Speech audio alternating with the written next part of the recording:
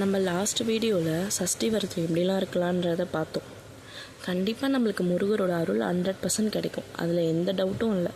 ஆனால் நம்ம என்ன பண்ணுறோம், நம்ம மைண்டையும் உடம்பையும் ஸ்ட்ரெஸ் ஆக்கி அதை முருகருக்கே நம்ம பெரிய ஸ்ட்ரெஸ்ஸாக கொடுத்துட்றோம். எப்படி தெரியுங்களா? ஸ்ட்ரெஸ்னால் ப்ரெக்னன்சி தள்ளி போகுமா? ஆமாங்க, கண்டிப்பாக தள்ளி போகும். ஏன்னா என்னோடய பர்சனல் லைஃப்பில் இதெல்லாம் நடந்திருக்கு, நான் ஃபீல் பண்ணியிருக்கேன். அதை தான் நான் உங்ககிட்ட ஷேர் பண்ணுறேன். ஸ்ட்ரெஸ்னால் எப்படி ப்ரெக்னன்சி தள்ளி போச்சு, அந்த ஸ்ட்ரெஸ்லேருந்து வெளியே வர நான் என்னெல்லாம் பண்ணேன் அப்படின்றத இந்த வீடியோவில் நான் உங்களுக்கு சொல்கிறேன். ஃபுல்லாக பாருங்கள். வாங்க வீடியோக்குள்ளே போகலாம். ஃபஸ்ட்டு ஸ்ட்ரெஸ்னால் எப்படி ப்ரெக்னன்சி தள்ளி போகுதுன்னு நான் எப்படி ஃபீல் பண்ணேன்னு உங்களுக்கு சொல்லட்டுங்களா?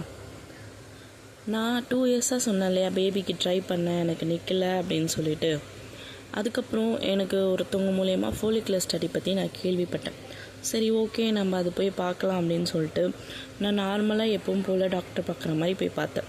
அப்போ நான் எதுவுமே இந்த சஷ்டி விரதம் அதெல்லாம் எதுவும் பண்ணலை. ஆஸ் யூஷுவல் ஃபோலிகுலர் ஸ்டடி போய் என்னென்று பார்க்கலாம் அப்படின்றதுக்காக நான் போனேன். அப்போது எனக்கு அந்த டைம் அந்த ஃபோலிகுலர் ஸ்டடி ஃபுல்லாக கரெக்டாக இருந்தது. எக்கு க்ரோத்து கரெக்டாக இருந்தது, எக்கு கரெக்டாக ரப்சர் ஆச்சு, எல்லாமே கரெக்டாக இருந்தது. டாக்டருமே என்ன சொன்னாங்க, 90% நீங்கள் கன்சீவ் ஆக வாய்ப்பு இருக்குது, ஸோ நீங்கள் ஓஃபுல்லாக இருங்க அப்படின்னு சொன்னாங்க. நானுமே ஓகே, நம்ம கன்சீவ் ஆகிடுவோம் அப்படின்ற ஒரு ஹாப்பியில் நான் வந்துட்டேன். எனக்கு அப்போது நம்பிக்கையாக இருந்தது, ஓகே நம்ம இந்த மந்த் கண்டிப்பாக கன்சீவ் ஆகிடும். ஏன்னா டாக்டரே சொல்லிட்டாங்க இல்லையா, 90% எல்லாமே கரெக்டாக இருக்குது அப்படின்னு சொல்லிட்டு அப்படி இருந்தேன். பட் அந்த மந்த்து எனக்கு பீரியட் ஆகிடுச்சு. எதனாலன்னு தெரியுமா? நான் அந்த மந்த்து ரொம்ப ஸ்ட்ரெஸ்ஸாக இருந்தேன். எனக்கு டாக்டர் இப்படி சொல்லிட்டாங்க, பட் நான் டெய்லி இதை பற்றி யோசிச்சுட்டே இருந்தேன். ஓகே, நம்ம கன்சீவ் ஆகிடுவோமா, இவ்வளோ செலவு பண்ணுறோமே, ஒரு ஸ்கேனுக்கும் இவ்வளோ ரேட் ஆகுது, இவ்வளோ டேப்லெட் ரேட் இருக்குது, நம்ம கன்சீவ் ஆகிடுவோமா, இல்லை நம்மளுக்கு பீரியட் வந்துடுமான்னு அப்படியே யோசித்து ஸ்ட்ரெஸ் ஆகி எனக்கு உண்மையாகவே பீரியட் வந்துடுச்சுங்க. அதுக்கப்புறம் நான் என்னோடய மைண்டு போன டிப்ரெஷனுக்கு சொல்ல வார்த்தையே இல்லை. ஏன்னா காசுக்கும் காசு செலவு, அவ்வளோ டேப்லெட் எடுத்துக்கிட்டேன், அவ்வளோ ஆசையாக இருந்தேன். அப்போ நம்மளுக்கு பீரியட் வந்துட்டால் எவ்வளோ கஷ்டமாக இருக்கும். அது என்னோடய ஸ்ட்ரெஸ்னால தான். ஆனால் எனக்கு அது அப்போ புரியல. எப்போ புரிஞ்சது தெரியுமா? நான் 2nd டைம் ஃபோலிகுலர் ஸ்டடி போனேன். என்னோடய முருகர் என் லைஃப்பில் வந்ததுக்கப்புறம் அவரை நான் சஷ்டி விரதத்தால் மனசார கும்பிட்டு என்னோடய மைண்டை நான் ஃபுல் பாசிட்டிவாக வச்சுக்கிட்டேங்க. ஸ்ட்ரெஸ் ஃப்ரீயாக இருந்தேன். அப்போ நான் 2nd டைம் ஃபோலிகுலர் ஸ்டடி போனேன். அப்போ என்ன சொன்னாங்க டாக்டரு, எக்கு க்ரோத்தே இல்லைங்க, உங்களுக்கு சுத்தமாக எக்கு க்ரோத்தே இல்லைன்னு 18th டே, அதாவது 16th டே 18th டேயில் சொன்னாங்க. 18th டேக்கு அப்புறம் எக்கு வளர வாய்ப்பு இல்லை, ஸோ இந்த மந்த்து உங்களுக்கு ப்ரெக்னென்ட் ஆக சான்ஸ் இல்லைங்க, நம்ம நெக்ஸ்ட் மந்த் பார்த்துக்கலாம் அப்படின்னு சொல்லிட்டு டாக்டரே சொல்லி அனுப்பிச்சிட்டாங்க. எனக்கு பீரியட் வரும் டேப்லெட் கொடுத்து அனுப்பிச்சிட்டாங்க.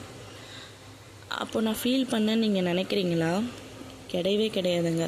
ஓகே, இந்த மந்த் இல்லை, நெக்ஸ்ட் மந்த்து கண்டிப்பாக நம்மளுக்கு முருகர் தருவார். நெக்ஸ்ட் மந்த் இல்லைனாலும் அவரை நம்ம நம்பிட்டோம், அவரை நம்மளை கைவிட மாட்டார், நம்மளுக்கு கண்டிப்பாக தருவார் அப்படின்னு சொல்லிட்டு நான் ஃபுல் பாசிட்டிவ் மைண்டோடு தாங்க இருந்தேன். அப்படி தான் இருக்கணும். என்னோடய ஸ்ட்ரெஸ் ரிலீஃப்லேருந்து எனக்கு கொண்டு வந்தது இந்த சஷ்டி விரதமும் ஒரு ரீசன்னு நான் சொல்லுவேன். பட் பார்த்திங்கன்னா அந்த மந்த்து நான் கன்சீவ் ஆனேன். எனக்கே நம்ப முடியலைங்க. எனக்கு இது ஒரு மிராக்கல் மாதிரி இருந்தது. ஒருவேளை இது கனவா அப்படின்னு கூட நான் நினச்சேன். எல்லாமே ஃபெயிலியர் ஆகிடுச்சு, டாக்டரே இல்லைன்னு சொன்னாங்க. ஆனால் நான் எப்படி கன்சீவ் ஆனேன், நம்மளுக்கு எப்போ எக்கு வளர்ந்துருக்கும், எப்போ அது ரப்சர் ஆகிருக்கும், எனக்கு ஒன்றுமே புரியல. கரெக்டாக 31st டே நான் கார்டு செக் பண்ணும்போது நான் ப்ரெக்னெண்ட்டாக இருந்தேன். எனக்கு 2 கோடு காமிச்சிது. அப்போ நீங்கள் இதுலேருந்து பாருங்கள், கண்டிப்பாக நம்மளுக்கு ஸ்ட்ரெஸ்ஸுமே ப்ரெக்னன்சி தள்ளி போக ஒரு ரீசன் தானே. இன்னொரு விஷயம், நான் ஸ்ட்ரெஸ் ஃப்ரீயாக இருக்கேன், நான் என்ன பண்ணேன்னா சிவனோட பாட்டு நிறைய கேட்டேங்க. அது ஒரு பெரிய மருந்தாக இருந்தது எனக்கு. உண்மையை சொல்லணும்னா நான் எப்போல்லாம் ஃப்ரீ டைமாக இருக்கணும், இல்லை எப்போல்லாம் கொஞ்சம் லேர்ன்லியாக ஃபீல் பண்ணணும், கொஞ்சம் நான் ஸ்ட்ரெஸ் ஆகிற மாதிரி ஃபீல் பண்ணாலே நான் சிவனோட பாட்டை ஹெட்செட் போட்டு கேட்க ஆரம்பிச்சிடுவாங்க. அது எனக்கு ரொம்ப பெரிய ரிலீஃபாக இருந்தது.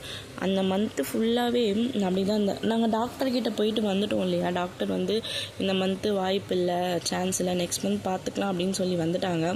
அப்போ என் ஹஸ்பண்ட் எனக்கு சொன்னார், நம்ம டாக்டர் சொல்கிறது நம்ம ஏன் ஃபுல்லாக நம்பணும், வேணாம், நம்ம எப்பவும் போல் இருக்கலாம், நம்மளுக்கு கடவுள் இருக்கார், என்னென்ன இருந்தாலும் இந்த மந்த் இல்லைனாலும் நெக்ஸ்ட் மந்த் இல்லைனா அது நெக்ஸ்ட் மந்த் ஒன்றும் பிரச்சனை இல்லை, நம்ம எப்பவும் போல் ஹாப்பியாக இருக்கலாம், எப்பவும் போல் நம்ம லைஃப்பை கொண்டு போகலாம் அப்படின்ட்டுன்னு எங்கள் ஹஸ்பண்ட் சொன்னாருங்க.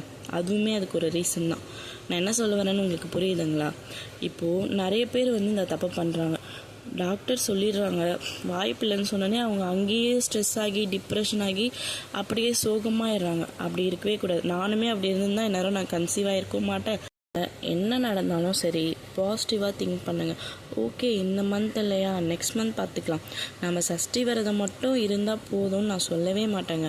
முருகரோட அருள் நம்மளுக்கு கிடைக்கும். பட் நம்மளும் கொஞ்சம் எஃபர்ட் போடணும் இல்லையா? முருகரும் அதானே எதிர்பார்ப்பாரு.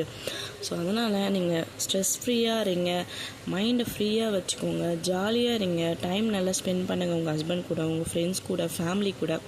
நான் சொன்ன மாதிரி சிவன் பாட்டை கேட்க ட்ரை பண்ணி பாருங்கள். அது ஒரு பெரிய மருந்து தான்.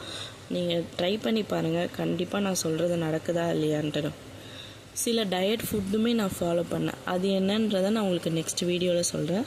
கண்டிப்பாக பாருங்கள்.